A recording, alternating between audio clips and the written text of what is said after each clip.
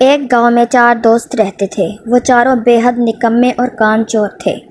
وہ چاہتے تھے کہ ہمیں کوئی کام بھی نہ کرنا پڑے اور کھانے پینے اور رہنے کی ہر چیز بھی میسر آتی رہے۔ ان چاروں میں جو سب سے بڑا تھا وہ بہت چالاک اور ذہین تھا۔ اس نے انہیں لوگوں کو بیوقوف بنا کر پیسے بٹورنے کا ایک عجیب طریقہ بتایا۔ اس نے کہا، ہم کسی دوسرے گاؤں چلے جاتے ہیں، وہاں کے لوگ ہمارے لیے اجنبی ہوں گے اور ہم ان کے لیے اجنبی ہوں گے۔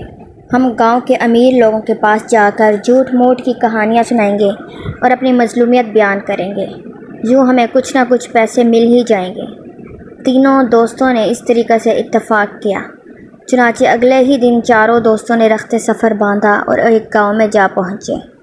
وہاں کے امیر لوگوں کے پاس جا کر عجیب و غریب جھوٹی کہانیاں گھڑتے اور بعض دفعہ اپنی مظلومیت بیان کرتے تو لوگ ان کو پیسے دے دیتے۔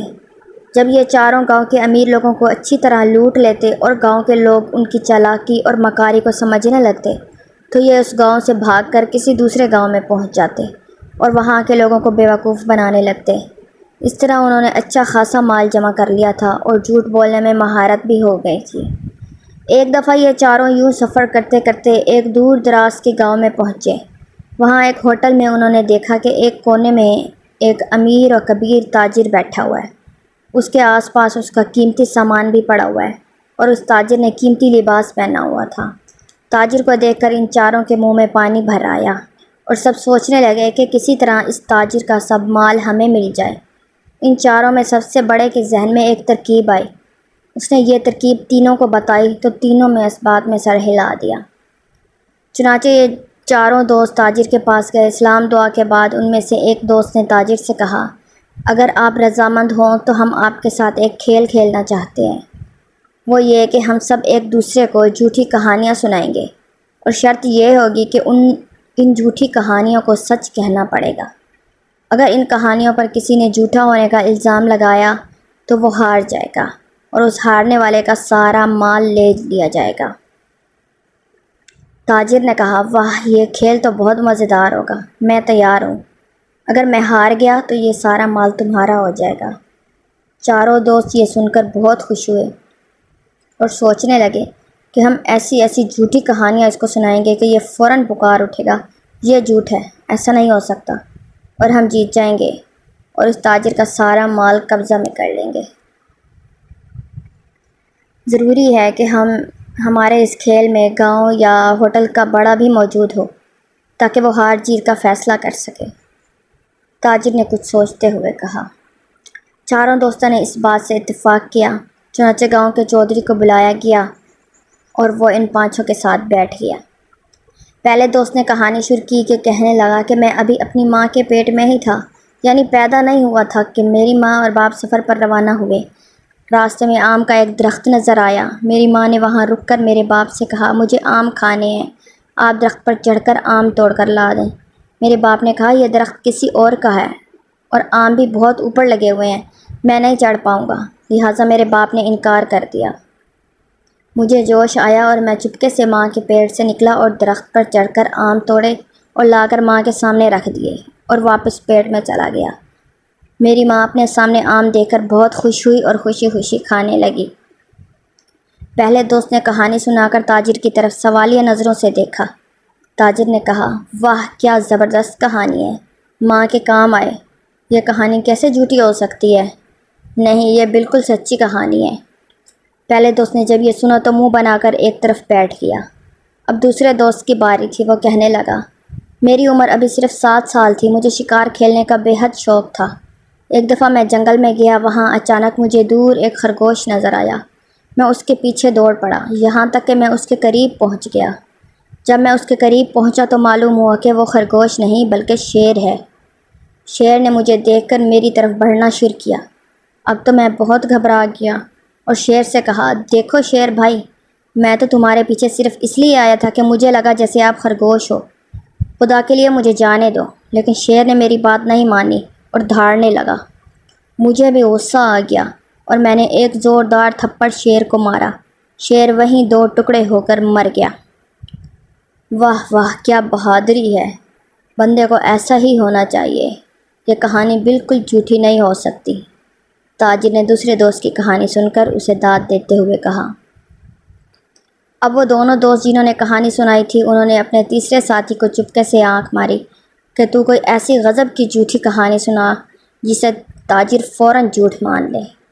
چنانچہ تیسرے دوست نے کہنا شروع کیا، مجھے مچھلیاں پکڑنے کا بہت شوق تھا۔ اس وقت میری عمر صرف 1 سال تھی۔ ایک دن میں دریا کے کنارے گیا اور وہاں پانی میں جال ڈال کر بیٹھ گیا۔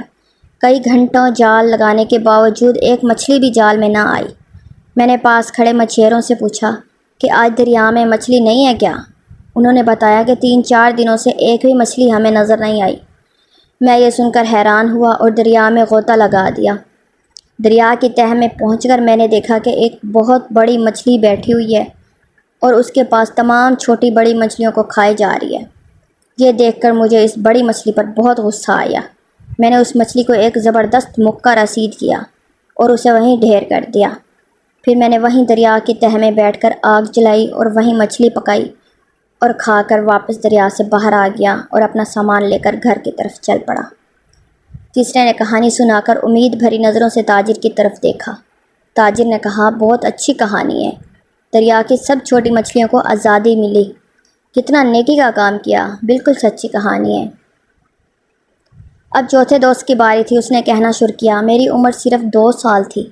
ایک دن میں جنگل میں گیا، وہاں کھجوروں کے بڑے بڑے درخت تھے اور ان پر کھجوریں بہت لگی ہوئی تھیں۔ میرا بہت دل چاہا کہ میں کھجوریں کھاؤں۔ چنانچہ میں درخت پر چڑھا اور بیٹھ کر پیٹ بھر کر کھجوریں کھائیں۔ جب میں نے درخت سے نیچے اترنے کا ارادہ کیا تو مجھے لگا میں نیچے اترتے اترتے گر جاؤں گا۔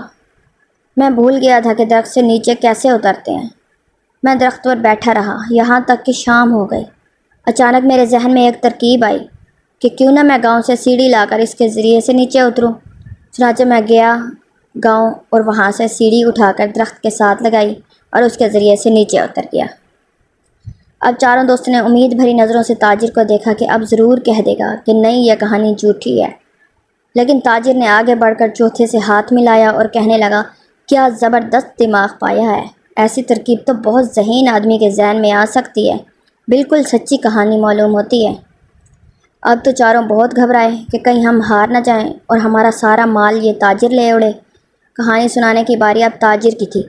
تاجر کہنے لگا، میں نے بہت سال پہلے ایک خوبصورت باغ لگایا تھا۔ اس باغ میں ایک سنہرے رنگ کا بہت نایاب درخت تھا۔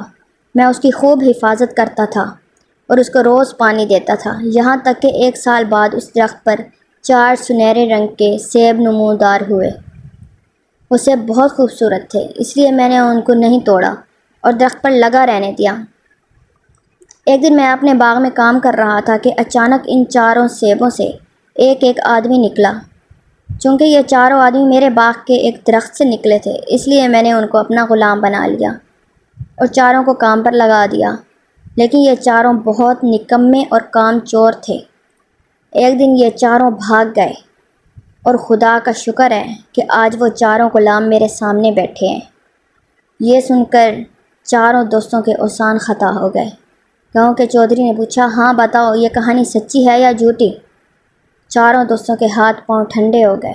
تاجر کی اس کہانی کو جھوٹ کہیں تو ان کا سارا مال تاجر کا ہو جاتا ہے، اور اگر سچ کہیں تو تاجر کے غلام قرار پاتے ہیں۔ چنانچہ 4 خاموش ہو گئے، نہ ہاں میں جواب دیا اور نہ ہی نہ میں۔